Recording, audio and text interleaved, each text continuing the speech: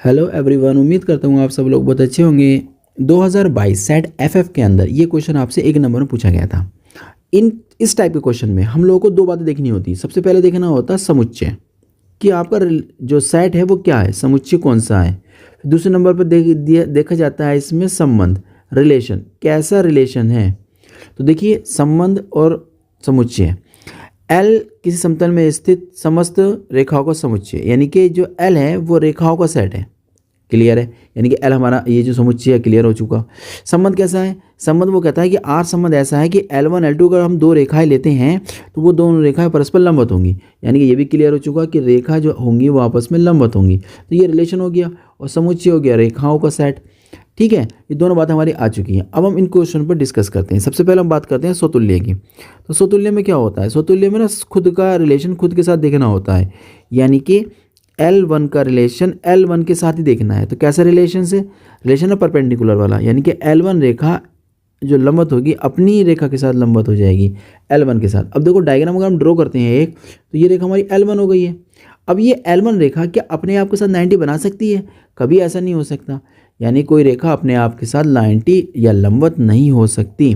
इसका मतलब ये हुआ पहला ऑप्शन तो गलत हो गया।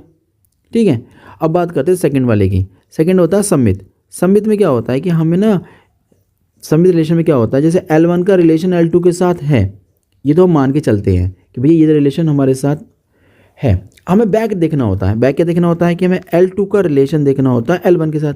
पहले 1 का 2 के साथ देख लिया, वो हमें पता होता है।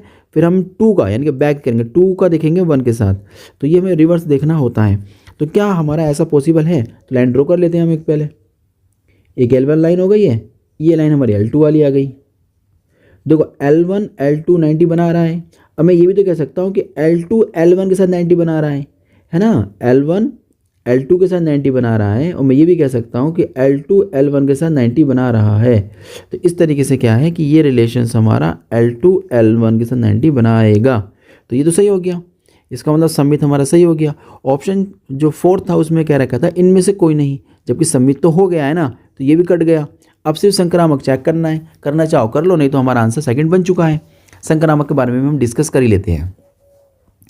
संक्रामक में क्या होता है, संक्रामक 3 हमें लेके चलने होते हैं एलिमेंट्स, जिसमें से पहला रिलेशन पहले एलिमेंट और दूसरे एलिमेंट के बीच होता है। यानी कि L1 जो है परपेंडिकुलर है L2 के साथ। अगर इसकी बात करें तो हमारी लाइन ड्रॉ हो जाएगी इस तरीके से। अगर ये L1 है तो ये वाली हमारी रेखा जो हो जाएगी वो L2 हो जाएगी। 90 बना रहा है, ओके। दूसरा रिलेशन क्या होता है कि L2 जो है L3 के साथ 90 बनाएगा, यानी कि L2 परपेंडिकुलर टू L3।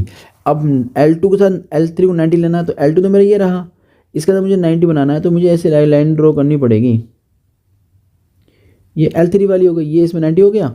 अब हमें तीसरा जो रिलेशन फाइंड करना होता है पहले एलिमेंट और तीसरे एलिमेंट के बीच में, कि L1 और L3 के बीच में मुझे ये बताइए क्या L1 L3 के साथ 90 बना रहा है।